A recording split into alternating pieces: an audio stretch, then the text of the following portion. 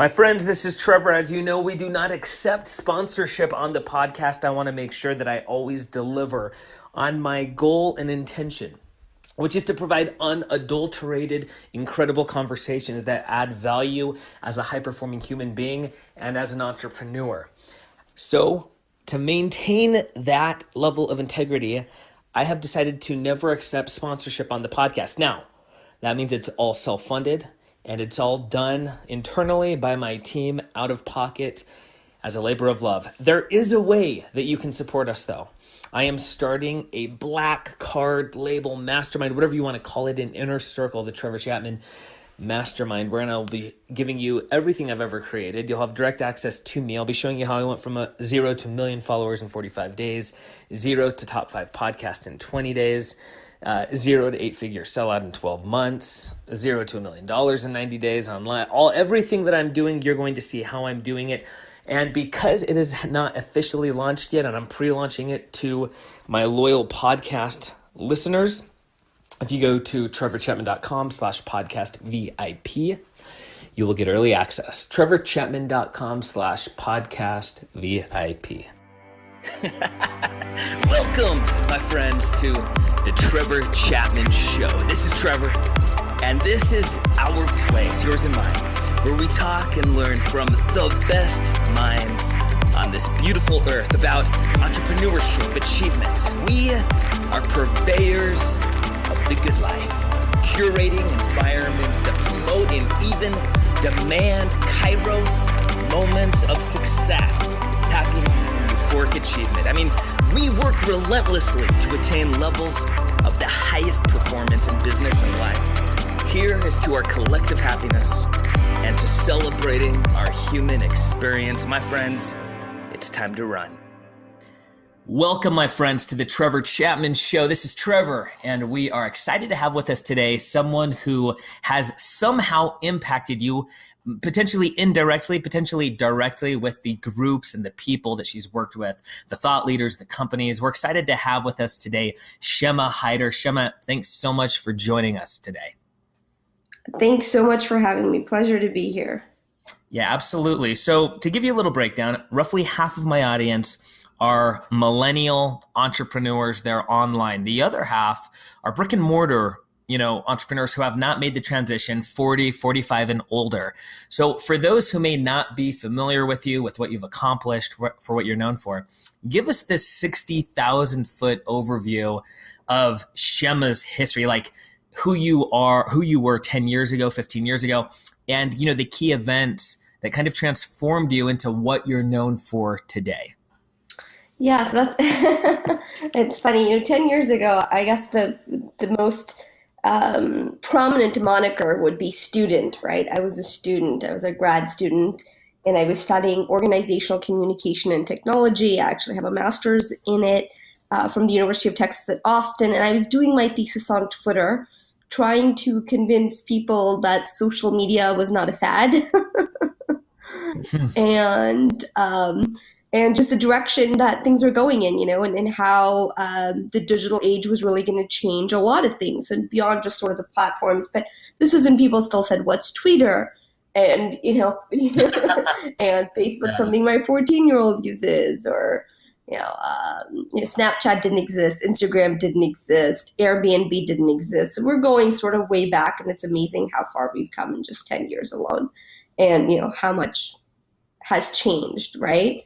And so that being said, that really was sort of the lead into everything that I'm doing today, which is running Zen Media. And I've ended up writing 2 books, and they're bestsellers, and, speaking on these topics and keynoting and just being so passionate about it. And, so very much, became an entrepreneur through that route, in that such early days, people didn't think that social media had a place, at least not at the corporate level just yet, right? But small businesses were very eager. So funnily enough, I couldn't get a job. So unemployed is so much less sexier than self-employed. I guess. And so it's really funny, because while I couldn't get a job because people just didn't, digital didn't exist in the way that it does today, or these jobs in the industry didn't exist. Like, there's nowhere I could go apply for something. So it's been such an interesting journey to go from that point of, well, I don't really know where to start with this, to coming full circle in so many ways. Um, and so started my own company, Zen Media, from the perspective of, while big corporations weren't just on board yet, small businesses were hungry. And remember, '07, '08 was sort of a recessionary time. And so they said, look, we don't Yeah. really care whether this is yours or not. If this gets us customers, we're game, right? And small businesses are a lot more innovative, I think, sometimes, or can be a lot more nimble. And where big businesses during a recessionary time tend to hold on to what they know, right? They're not, innovation isn't necessarily the first thing on their minds. And so were you going after local brick and mortar businesses, or when you launched Zen Media, what was the idea behind it? Because you touched on getting clients and everything, but really, what was your grand plan with Zen Media in those early days? Yeah, and so funny enough, Zen Media was actually Marketing Zen. We recently changed our brand, so some people may still know us as Marketing Zen. And the idea was very simple. I was getting all these requests to talk to people and help people to understand how to use what we call social media, but really it's this entire digital ecosystem, right? To get more visibility. Like, they would see certain things going viral and be like, oh, how can I make that happen? Or and so the goal was, and it's very much in the name, Zen is to how to make things less of a struggle, how to go with the flow of social, to go with the flow of digital, to help grow businesses, to help them get more customers, visibility, insert your goal here. And because I wanted to do that, and I couldn't get a job because it didn't exist, right? Yeah. And so initially I thought, well, I'd be happy to go into a structured environment and do this, and they just didn't. I mean, I spoke to a lot of the folks that, funnily enough, I should actually say some of the bigger companies that I wanted to work for are our clients today. And back then when I approached them, they didn't even have that division. They didn't understand, that this was going to be a thing, any of that. So would you say that what Zen Media does now is similar to maybe a company like VaynerMedia? Yeah, I mean, what we do is I would say very similar in that, we're very much about creating content for our clients and putting together strategy and making sure that our clients know how to get attention, how to get visibility. So I wrote an article a few months ago that was published on Forbes, and so my background, I was brick and mortar for years, but my advent online was all e-commerce, and so every dollar I spend, my thesis is that I've got to make 2, 3, 5 back, and in e-commerce you want it to be quantifiable. You don't want to say we had 10 million impressions, these people know us, brand awareness, because brand awareness, for smaller e-commerce companies, don't put food on the table. It doesn't put food on the table. So when you're looking at creating these campaigns, are you more focused on an immediate tangible ROI, as in conversions, or are you looking more from the holistic perspective of that brand awareness type of program? Yeah, I mean, it really depends on the client, right? For certain clients, we were very specific. Hey, like, we've helped them through a crisis issue, or they want to do something very specific with influencers. And other clients, it's us leading the charge in their overall digital marketing. So it really varies. We're capable of both, and we enjoy both, but it just depends on what a client needs. Interesting. So you went on then to write 2 books, and I'm super fascinated about this because I am in kind of that stage where, I've for too long now have desired to write, but I haven't put pen to the paper totally, because my focus is typically on moment to moment, what is absolutely certainly critical here and now. Like, what was the book writing process for you? What stimulated it? How did you start walking down that path? Yeah, so funnily enough, so such different processes. In the first book I wrote was in a social media marketing, and that came from sheer demand in that there were no books. So remember, like, Zen could arguably be one of the first social media agencies because it didn't exist, right? And just like books didn't exist, there was one other book I remember, and it was really theoretical, and it was good, but it was theoretical. And so all these people would ask, like, how can I learn more? And there would be no resource for me to say, go check this out. I mean, it's hard to believe now when there's so much, right, on the topic, but it's all come about in the last 10 years. And so I thought, okay, maybe I could just write it, right? So funnily enough, the chapter that I wrote that I found easiest was like the questions I was getting from people. And the book pretty much wrote itself based on what I was being asked all the time already. And once I finished that, I published it online. It was self-published, and very quickly did really well and got picked up by a traditional publisher and an agent and so forth. And so, yeah, just like I had no really intention of being an entrepreneur. I had no intention of being an author. I just sort of catered to market demand. And from that, I mean, I guess it really sort of grew. It grew from, that market demand sort of grew. And you're probably more familiar with this as well. Like when you write a book that's successful, and like Zen, it's now in its 4th edition, it's used to teach classes on social media, and like around the world, college classes. It's used as a textbook to teach social media. So when the book did as well as it did and became a bestseller and all this stuff, the first thing people start asking you is, when is your next book? Like the assumption is that you will write something else. And, publishers are hungry. Everyone's like courting you. They really want a second book. But the thing is, I didn't want to write a second book because I thought, well, I've already written with the market once right now, right? And it took me 4 or 5 years to write my second book called Momentum, which I again wrote when I got to a point where I thought, okay, there's something that's not being said in the marketplace now. Right? And it needs to be said. And it's this idea of, okay, now you know the basics. Now people aren't saying, is this actually happening? Is social media a thing? It's now so much more, greater than that, in the sense that it's much more about, the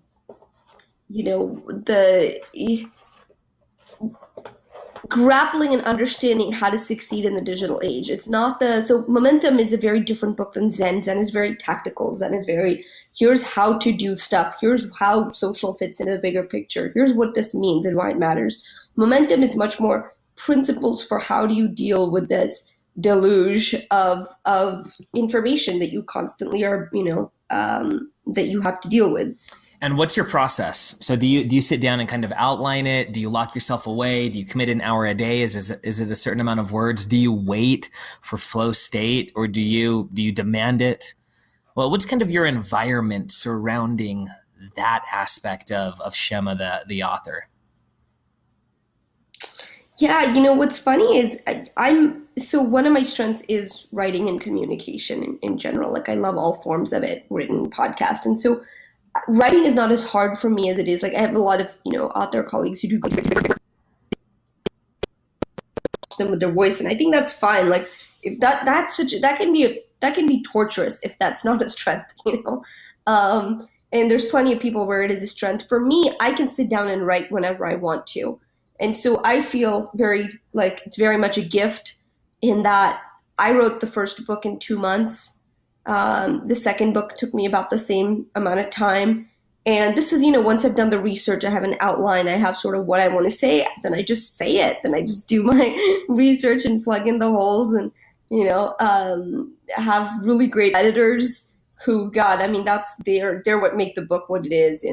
It's really, a good editor is like 80% of the book when it's well done, because they do so much. And I definitely had the privilege of some great editors. So yeah. And for me, I'm not a perfectionist, which I think really helps. I like getting something done and it being like, feel good about it. This hasn't been said. People will get value. Check.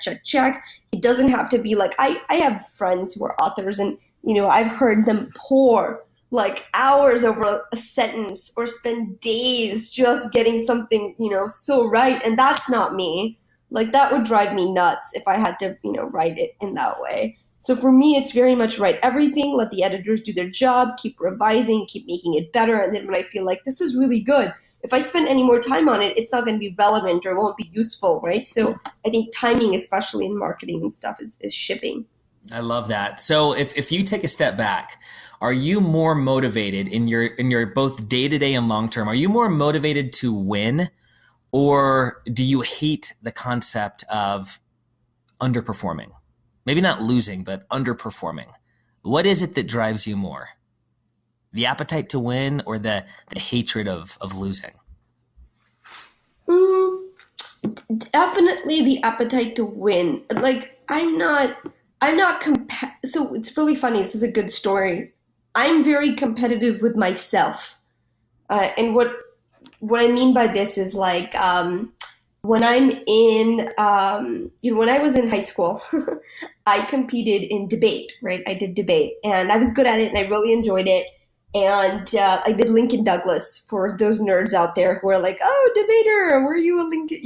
There's two styles Mm-hmm. of like debate, like high school debate, and I did Lincoln Douglas. But what's funny is while I enjoyed the arguments and I enjoyed the engagement. I didn't enjoy the competitive nature. Like I didn't like the fact that someone had to lose.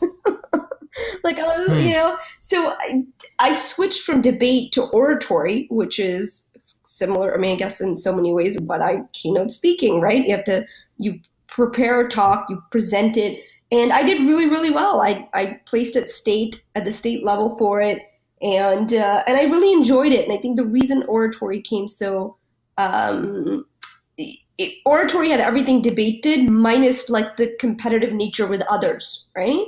And so for me, Mm-hmm. even as a kid, I can remember just I enjoyed saying if I could do the monkey bar, 3 times consecutively yesterday, then I should try to aim for 4 today. I didn't look at other kids and say, "Oh, look at them like just killing it on the monkey bars. Like that's what I have to do."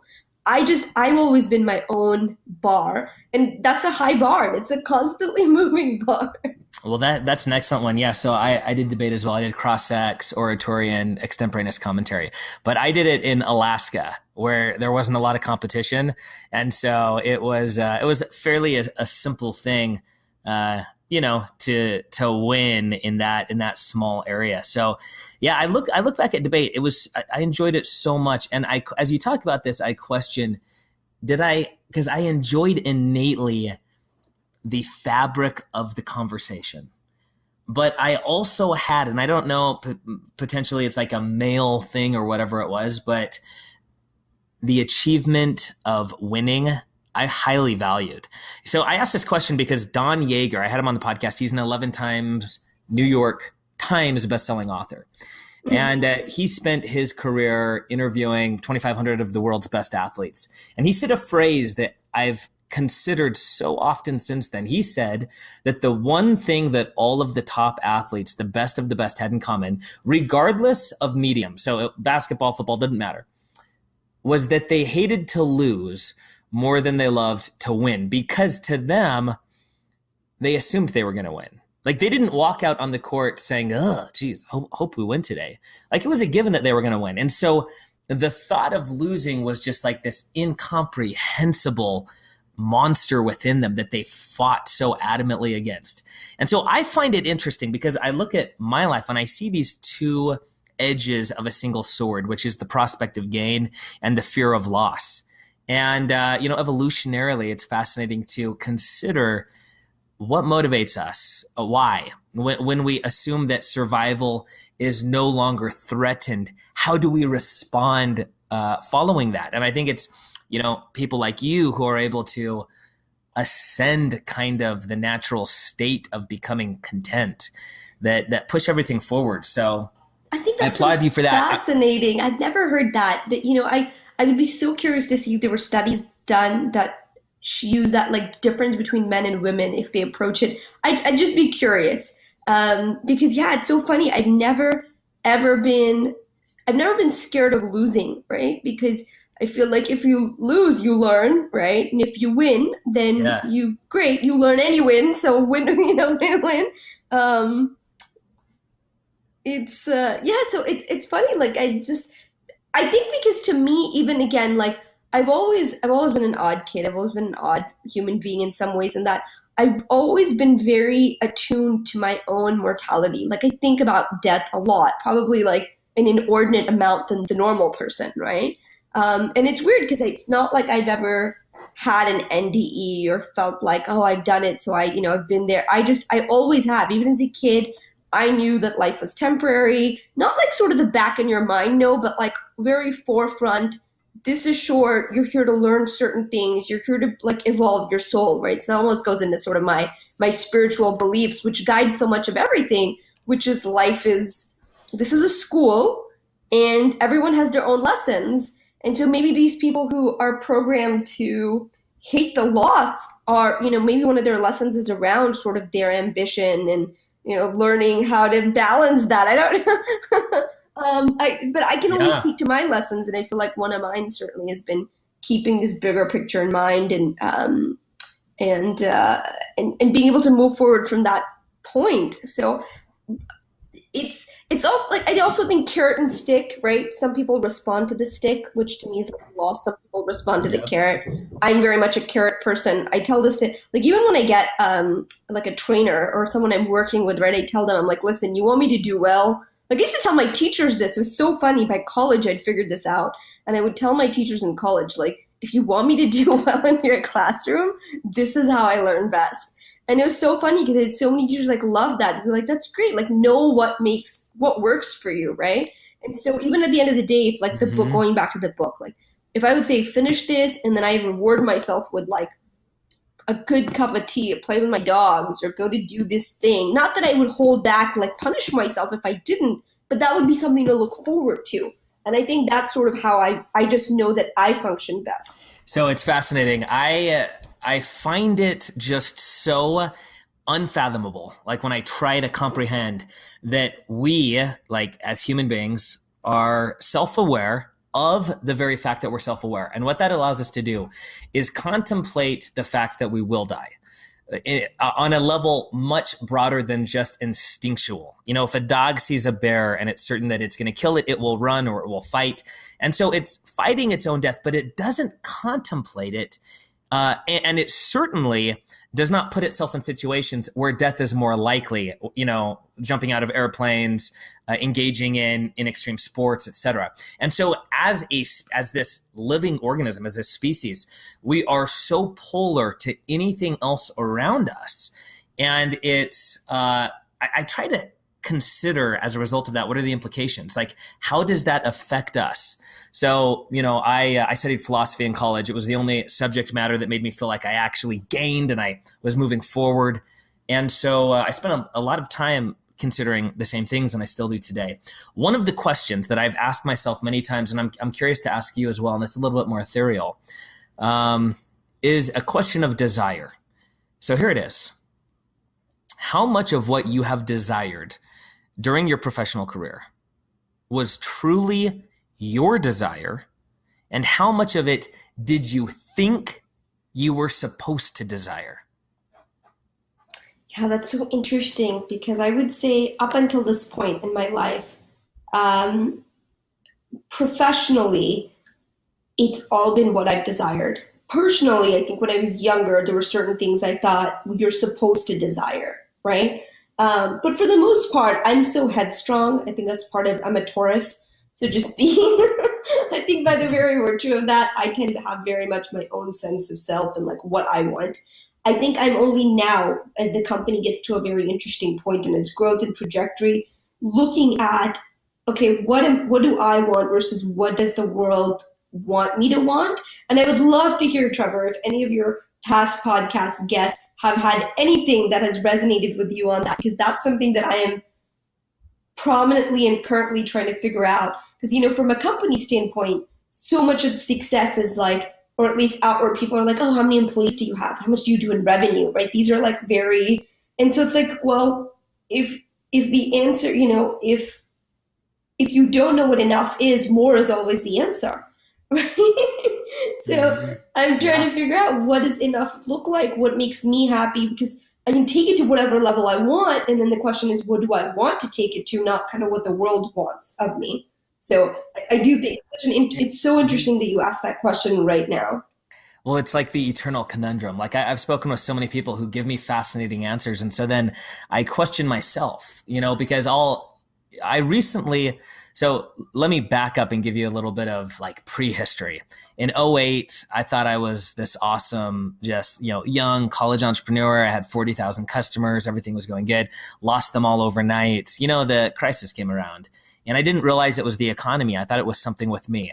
And so I lose just everything, including my own self-confidence, because prior to that, anything I put my mind to, I always accomplished, and with far less energy than I considered those around me exerted to accomplish the same thing.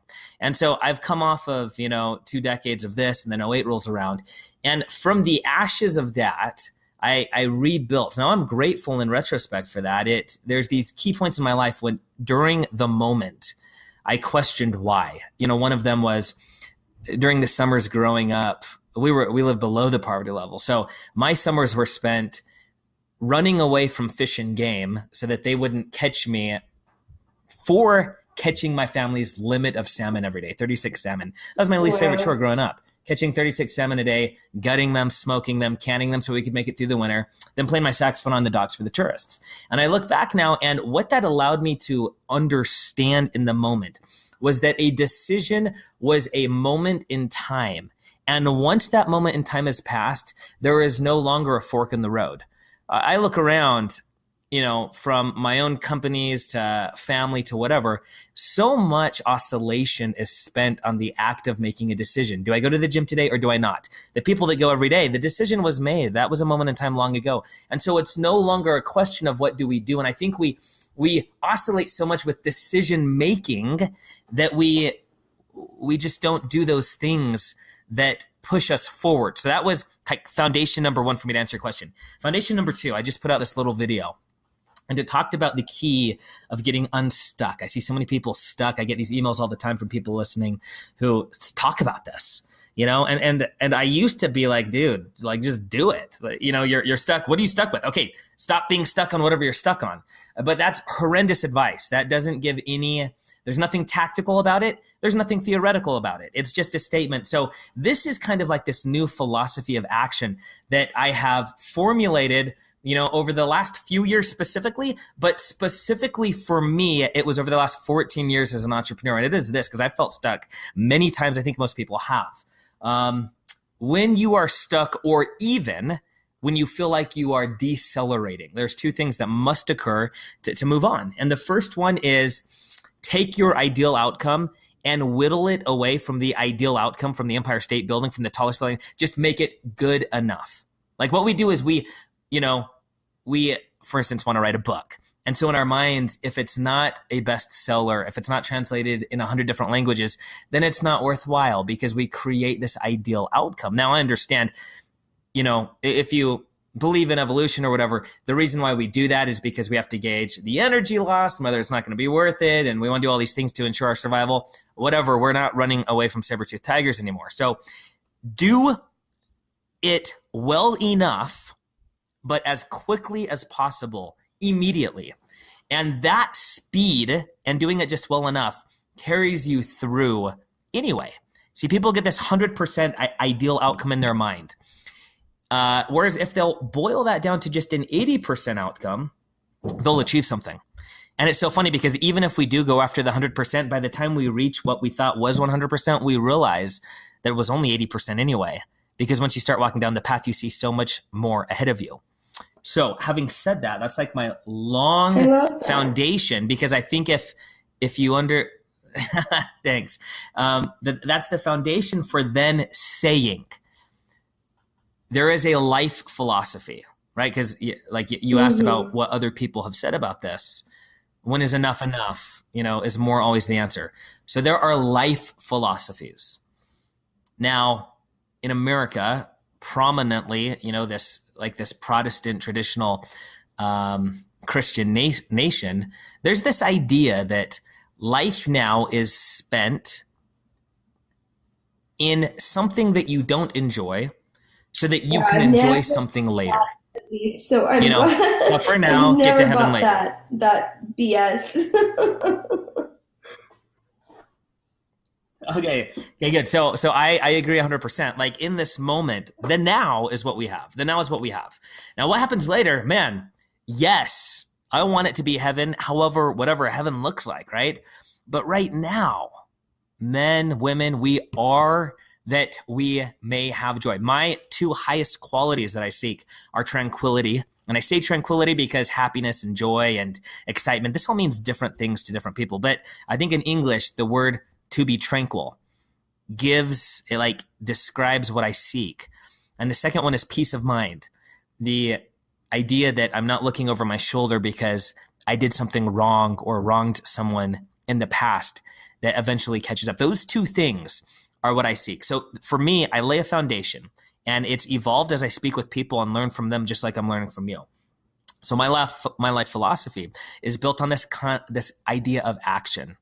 And within action are these ideas of never being stuck by doing it well enough, but as quickly as possible, and then seeking these ideals in my own life, tranquility and peace of mind.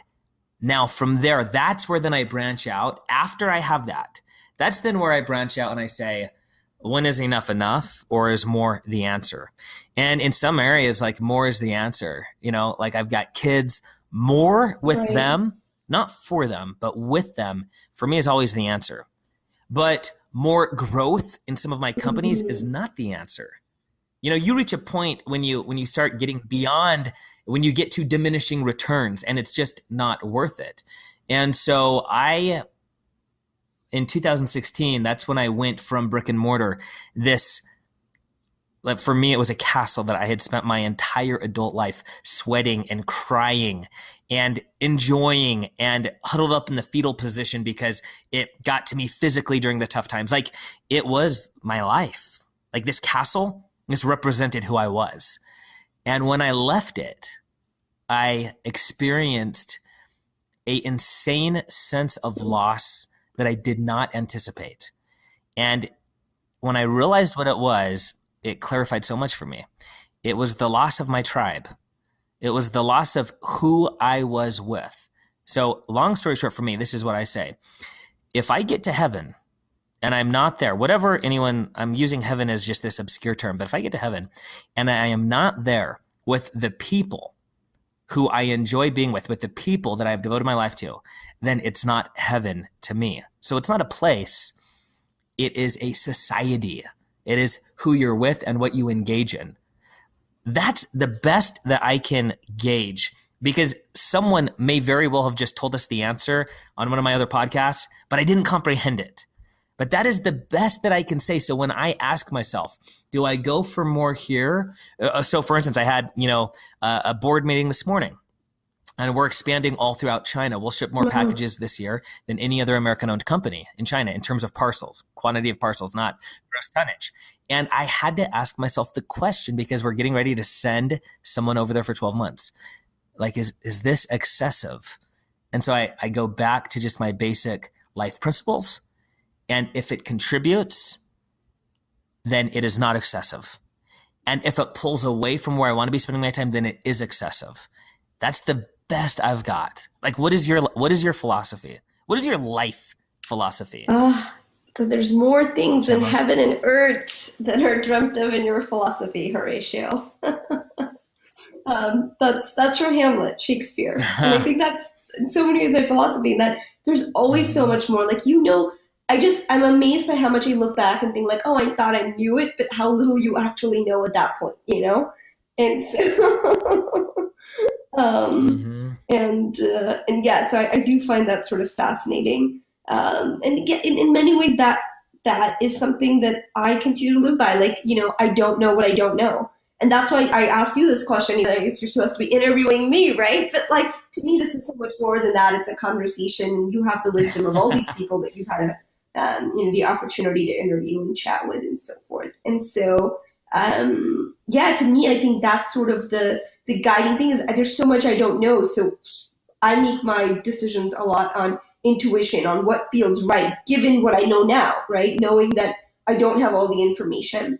I just think it's very hard to make full logical information when so many times you can't see what's around the bend. You can only deal with what you're given in that very moment. So two interesting things I've had 5 conversations with this guy, my buddy named Jesse Elder. I don't know if you're familiar with him or not. Every single time the file was corrupted, like never, and it sounded fine, but just the file corrupted. He believes it's some vibration thing or whatever. He's like kind of cosmic and all that stuff. But super successful businessman, sold his martial arts company for like 10 million or something like that. He's been online forever. He gave me his view of the world, which was so fascinating. I want to share it with you real quick.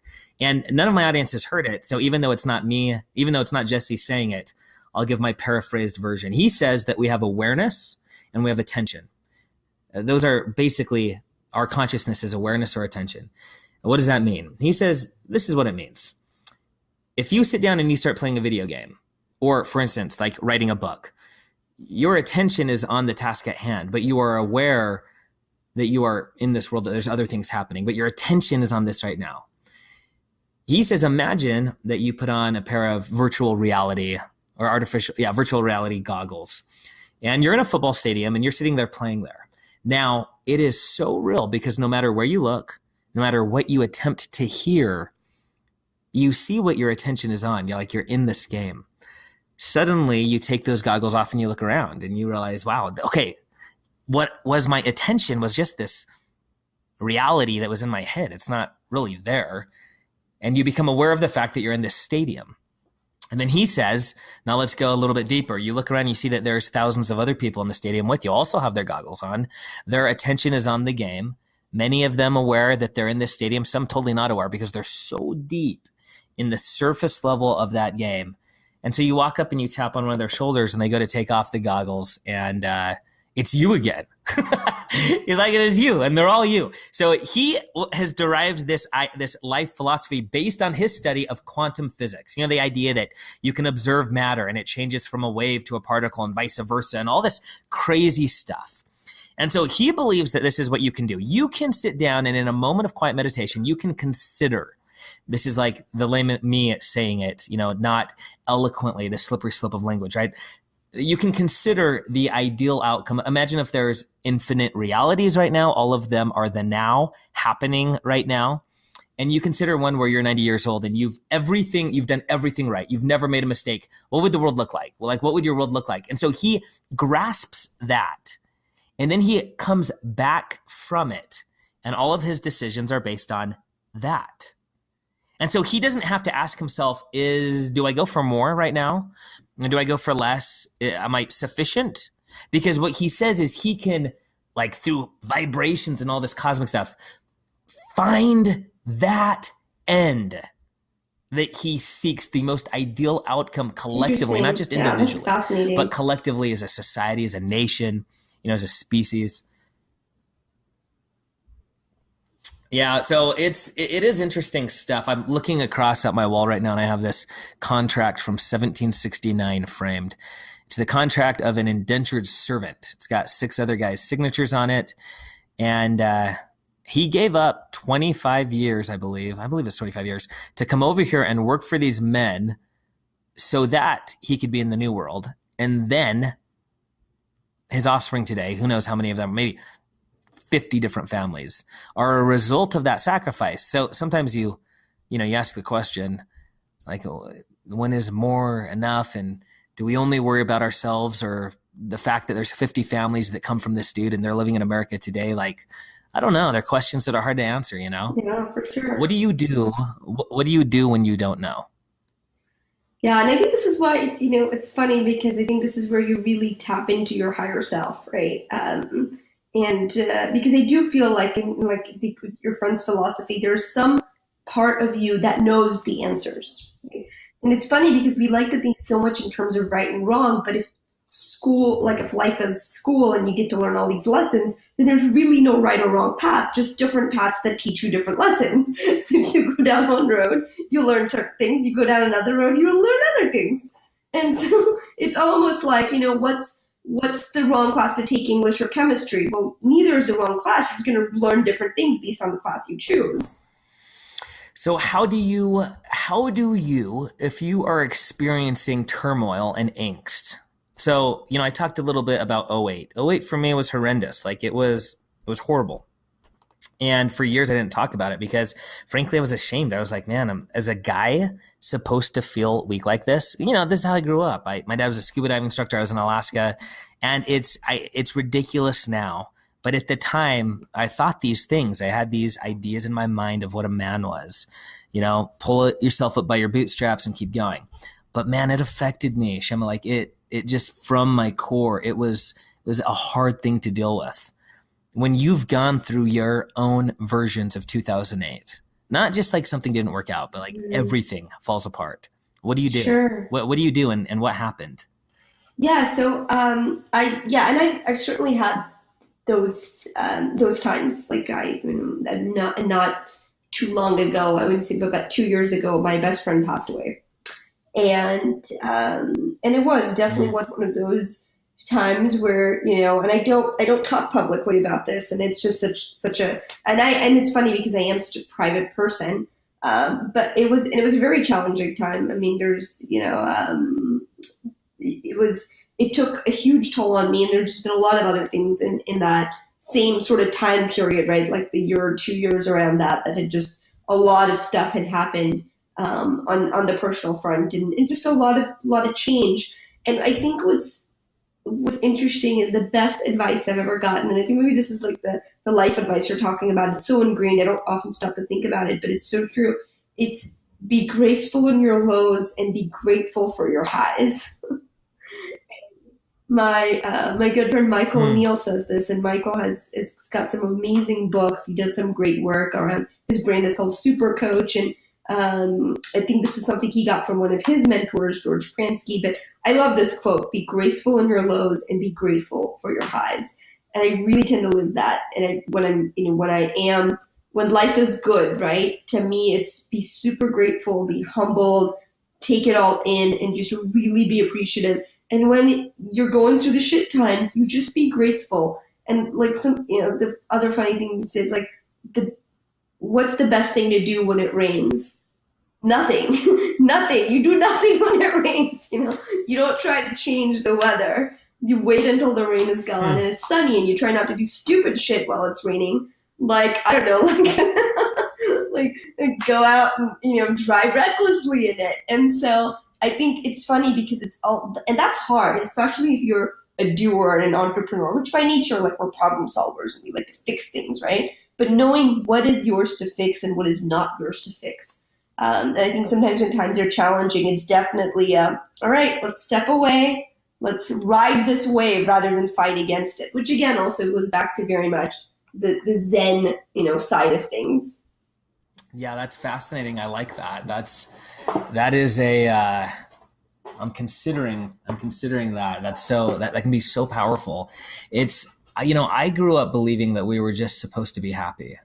That like, it's just how, that's the natural state of humans is happiness. And so, you know, when I experienced unhappiness, it kind of slapped me upside the head by a 2x4, especially when it was prolonged, as when you focus so much on what you think is your mission. And for entrepreneurs, it's typically building their business, and then whatever mission is greater from that. But you know, Maslow's hierarchy of needs, you can't focus on changing the world if you can't put food on your own table and all these. It's just, this thing is so interesting to try and understand. So when you say that you contemplate death, are you saying that you recognize this fleeting moment, and that at any moment it might pass, everything is a happy accident? And so you recognize the fleeting nature of now? Or are you saying you contemplate it in the sense that, ooh, what happens? Where do I go? What sensations do I feel? A little bit of both. I don't know if it's that much of a logical breakdown of things, right?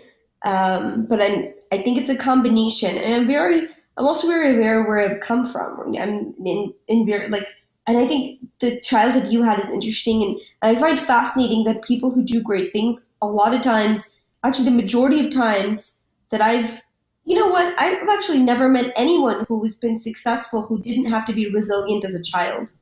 I think this is such an interesting thing. Different degrees, right? Someone can come from a very prosperous family and still have maybe a childhood issue or a sibling who was challenged in some way, something that taught them compassion and resilience at an early age, or to rely on themselves, or whatever it may be. And for me, being an immigrant has shaped so much of who I am. I grew up in India. I moved here when I was 9. I don't know, it took me almost way past going to high school to get more or less settled, right, into my family, to feel comfortable here and so forth. And there's just a lot. I mean, there's so much that took time to sort of process, and it's such a culture shock. And so I think anytime you go through stuff like that, like when I think of myself, I often still think of like that 9-year-old immigrant girl who moved here, who, like little things make me happy, and they still do. And I'm so grateful for it. But I like to come from humble beginnings and know that, to feel self-made, and to know, like, today we hire all these people and we employ and we help clients. Like, the 9-year-old me could not have told you that this was all possible, right? You don't realize that when you're that young and the world is so small. It takes growing up to realize the world is so big. And I think that's a key thing, coming from an abundance mentality. It makes such a difference when you look and you say, if you miss an opportunity, there's always more.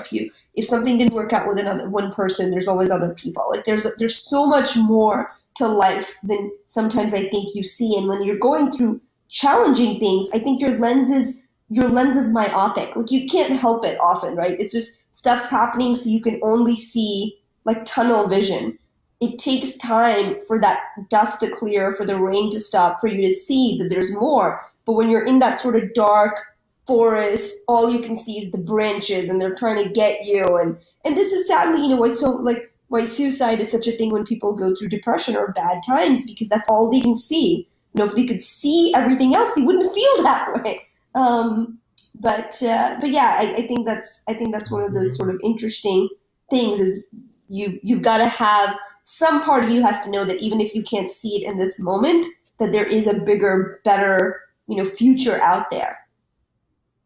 I love that. That's so good. So I've had, a variety of women on my podcast and in my events, and I love chatting with, women achievers. I've got 3 daughters, and I want them to be like these people that I speak to, like you, like these other women.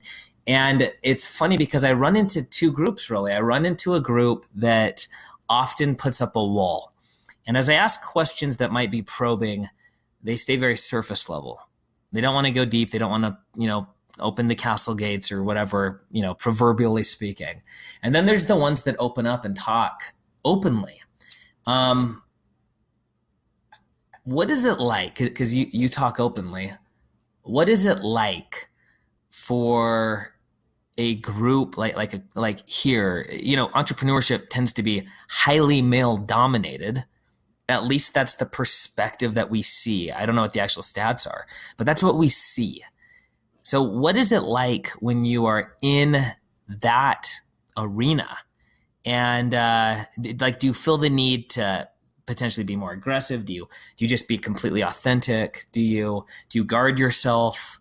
Yeah, what's the sensation? That's so fascinating. Such a fascinating question, and it's so cool that you have 3 daughters. By the way, like, to me, one of my passions is, the reason I do so many of these podcasts, I'm into media so much. And like, part of what drives so much of that is this ability to be able to say, like, it's much harder to be what you can't see. So growing up, I never saw anybody who looked like me on TV or talked like me. There's just a difference. And so I think about, now when I speak to at schools, even middle schools, elementary, little girls who are like, oh, that's so cool. I didn't know that was an option. Kids in general, but I think, like, to see young women who would never have thought, like, I didn't think that way, right? I didn't see that. Nobody ever came to speak to my school who looked like me or did things like that. Like, I would have been fascinated. And so I feel sort of a personal responsibility in that way, or societal responsibility, if you could put it that way. I've never, and again, this may be just personality, like being a Taurus, I've never felt like I needed to change who I was. In fact, it's interesting because I've such a variety of people. We have such a variety of clients. And you're right, like, media, technology, like the fields that I'm in are so heavy male dominated. I mean, most of the conferences I go to, it's not rare that I'm one of the, if not the only female speaker, right? Or the keynote. Like, it's I love that. I think that's changing. People are embracing that more. The diversity is beyond just like color and gender, but it's going beyond that. And I think that's great. to, like, for example, I was working with this one client, and they were predominant financial services space, all guys. I think there were literally 2 women there, and they were both like female assistants, and there were just no women, like all guy office, right? And I would walk in the boardroom, and I have a very specific style, and I'm very feminine in how I carry myself. Like, if you see my Instagram, if you see my pictures, I don't dress in a masculine way. It's just not me, right? I'm very much like dresses and a little edgy, but I wear my hair long and it's always down. I don't put it up. I'm not comfortable in that way. So it was really funny because I was going to these boardrooms and like these guys would be suit, tie, and even the female assistants would be very monotone, and anybody, like, it's very banking financial services-esque, right? And then I would be there in like maybe my leather leggings and a blazer and a camisole and my hair down and like my lip gloss matching, right? And I'm such a girly girl. Like, and to me, those things have never been juxtaposed. It's never been like, oh, well, I can choose to be feminine, but because this was very much like the 80s, I think 90s model too, where women did like the big shoulder pads and you had to look a certain way to fit the boardroom, right? And I think we're really lucky in the place where, while I did get raised eyebrows and like, okay, well, it would be nice if you conformed.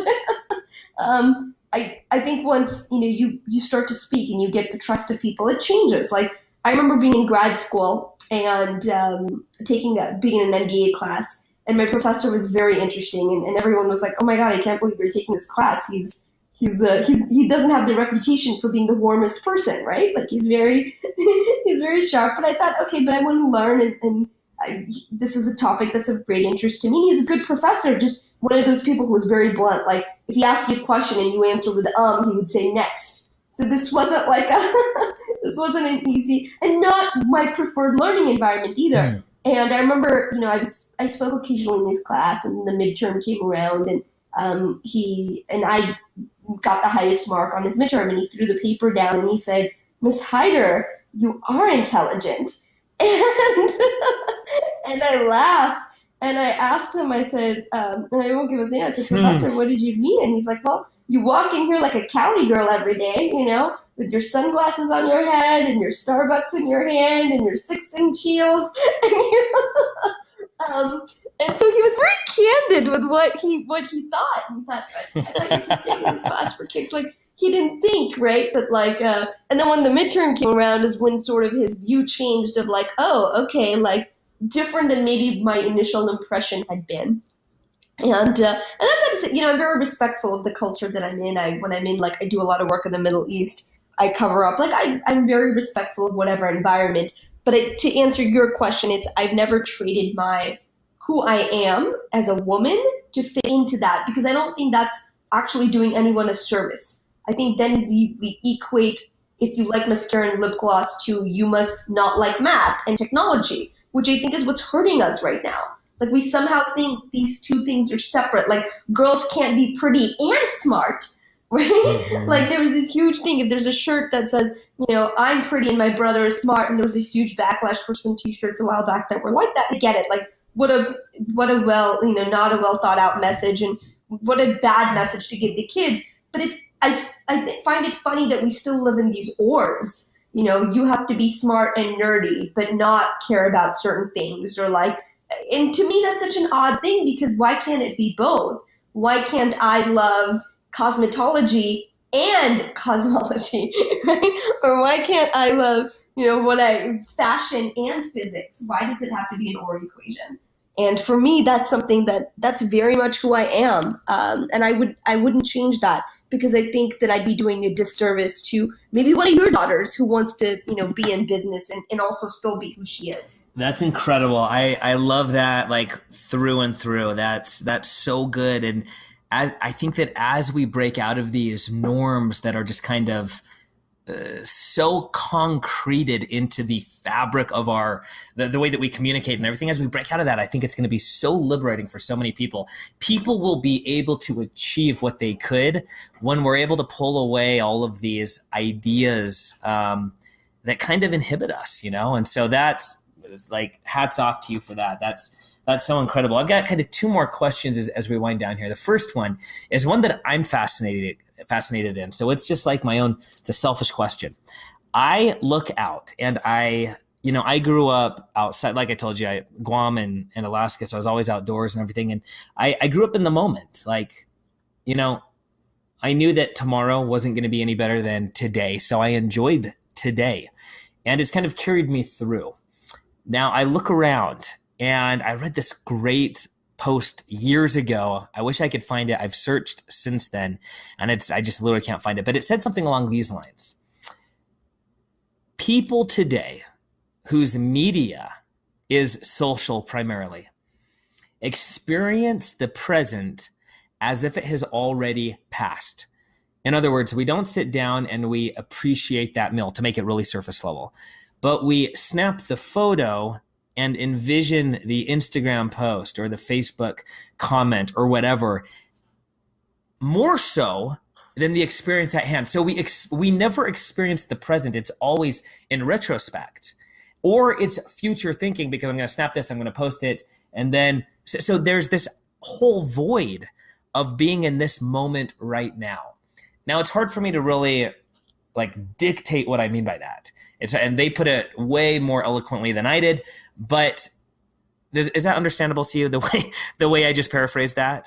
Yeah, absolutely. And I get it. I think it's interesting. We very much do live, and this is so funny too, because as on as I am at work, like I love social, and I'm obviously a big part of what we do. I am so I put my phone away when I'm with my family and people that I'm engaged with, and I just don't. I'm not like, it's so funny because, and I don't take pictures of my meals and I don't share them because I very much do want to enjoy every draw. I want to. So there's times where I want to enjoy that, and then there's times where I want to enjoy and share. But yeah, I think it takes a lot more effort today to be fully present than it did before, because it's so easy to focus on like the perception and the memory making rather than being, anything that I think brings you fully to the moment is something to be cherished, whatever that is. And that's why, like, if you have dogs or pets, it's the best thing in the world. Like, my dogs don't care about anything, which is, when I'm with them, it pulls you in the present. Like, there's no way, like a dog licking your face is so completely in that moment. It's hard not to be in that moment with them fully as well. Love that. So actually, I said 2 questions. I'm gonna split them apart. So 3 actually. That was the first one. Here's the next one. Okay. We think, and fewer things that we think we turn into words verbally.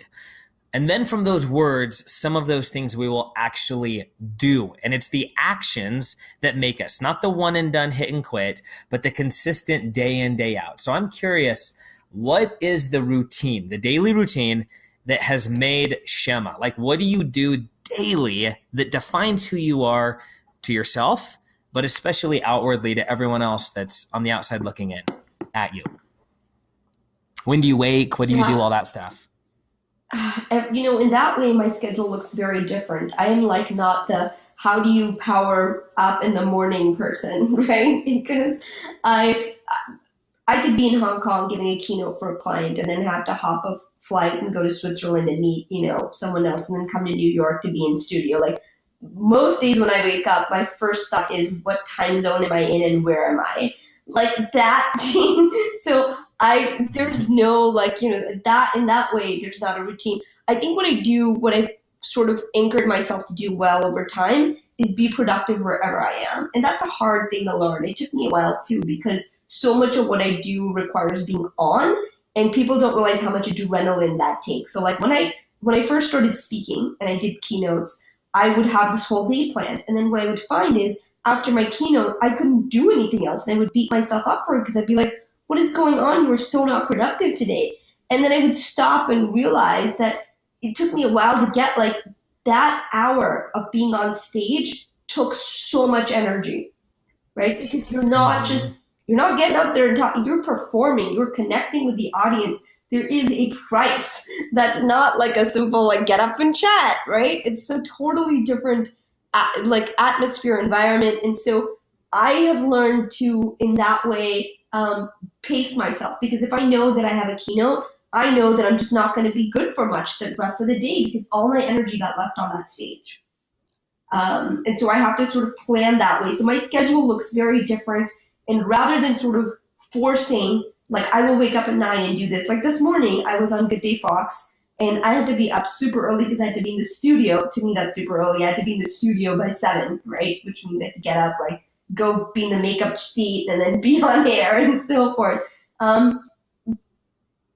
But I like doing things based on like what feels good to my body. So if I come back and I'm like, all right, I need to take a nap so I can be ready for this podcast, then that's what I need to do. And I think that's part of just growing up too and realizing you have to do what makes sense for you. You are not everybody else. So I think the best thing that I do from a day-to-day perspective is balance around my energy and not force things regardless of that. Like I'm very good at listening to what my body needs and then sort of giving it that. That's good. That's good. So in closing here, there are 2 books. If I have a friend that is going through, some sort of major life celebration, whatever it may be, sold a business, got married, first kid, graduating from something, there's 2 books that are kind of like my staples. And while the first one I'm going to mention is not like incredibly life-changing to many people, it was life-changing to me. And because it has value to me, that's why I gift it. The first one is The Richest Man in Babylon. And I know that by the title, it makes it sound horrendous, but that book got me through a rough patch where I was inundated with the thought, you are more than the life you are living. For the first decade as an entrepreneur, I built my companies with door-to-door sales reps. And for the first many years, I was the door-to-door sales rep. And that's like the crucible, right? That is the lowest end of the bucket. Like you can't get much lower. And so it kept hitting me over and over. You are more than the life you are living. You are more than the life you are living. Because obviously I didn't grow up so excited to sell stuff door to door, but it was a stepping stone. I understood the value of revenue generating activities until I couldn't replace them with more leveraged activities. I had to do what I could do. And that book helped me stay motivated. It helped me stay focused. It helped me stay centered. And so that's one of the books I give. The other book that I give is A Guide to the Good Life, The Ancient Art of Stoic Joy.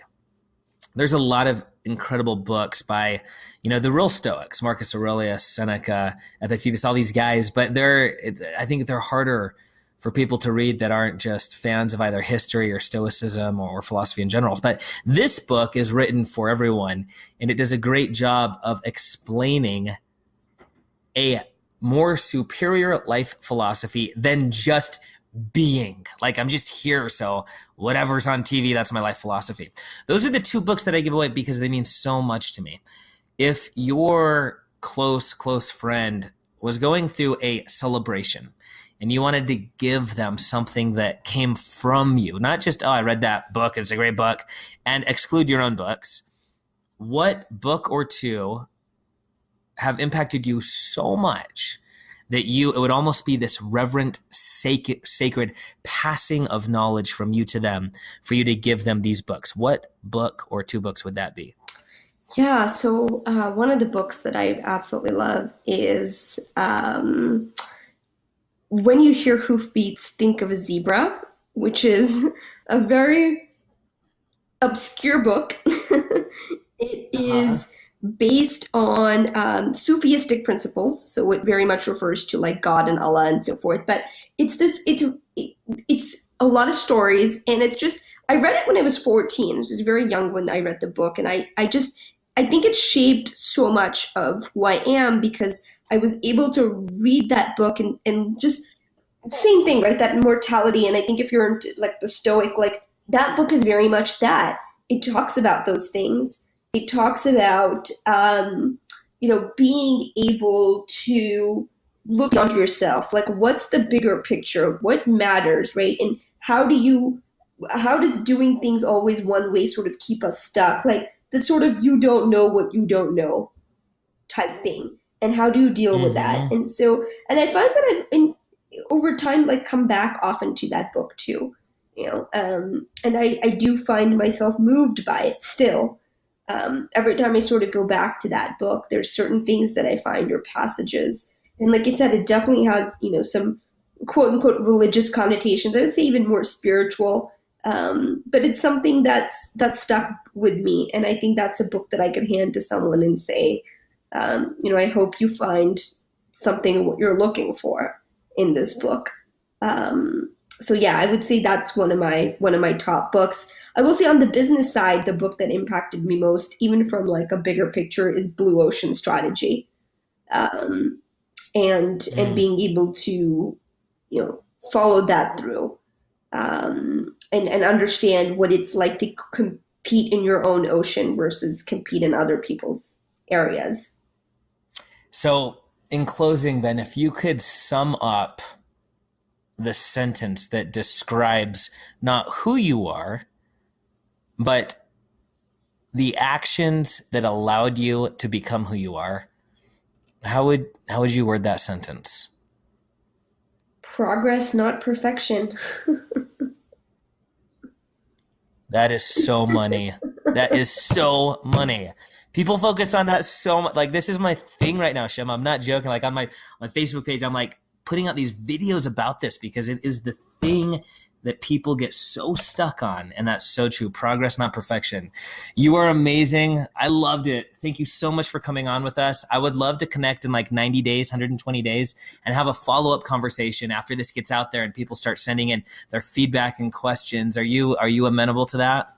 Yeah, absolutely. This is great, Trevor. And I do so many podcasts, and you were, I have to say, an excellent host. And I felt like I learned so much too. And I really appreciate that. I see why you're one of the top podcasts now, just because the questions you ask are not the questions that you get asked on every podcast. Like, there's just these like standard questions. So I really enjoyed sort of going off the beaten path with you. So yeah, absolutely. Whenever you'd like me back, it would be my pleasure.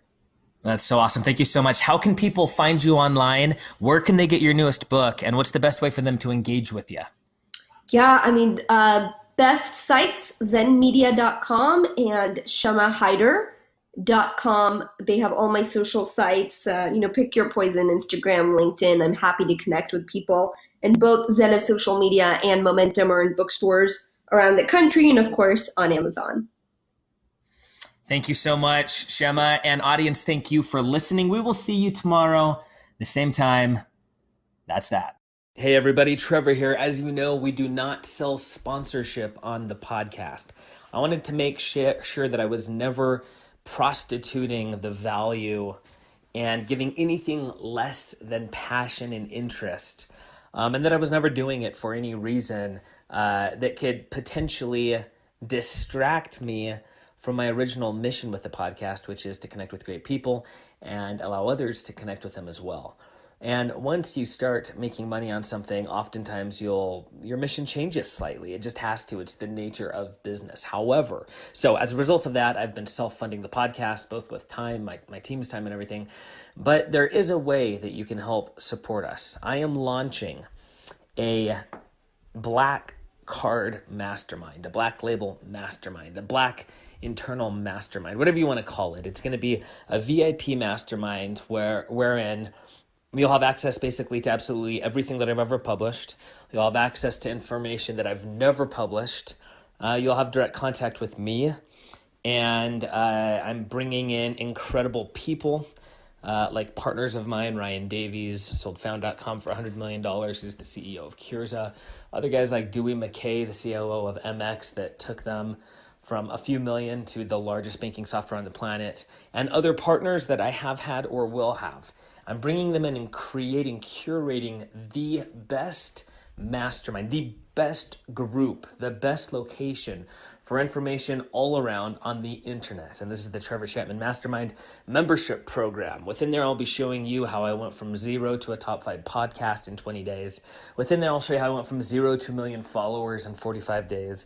Within there, I'll be sharing with you all of my secrets. So please support this by going to trevorchapman.com/podcast VIP. Again, trevorchapman.com/podcast VIP.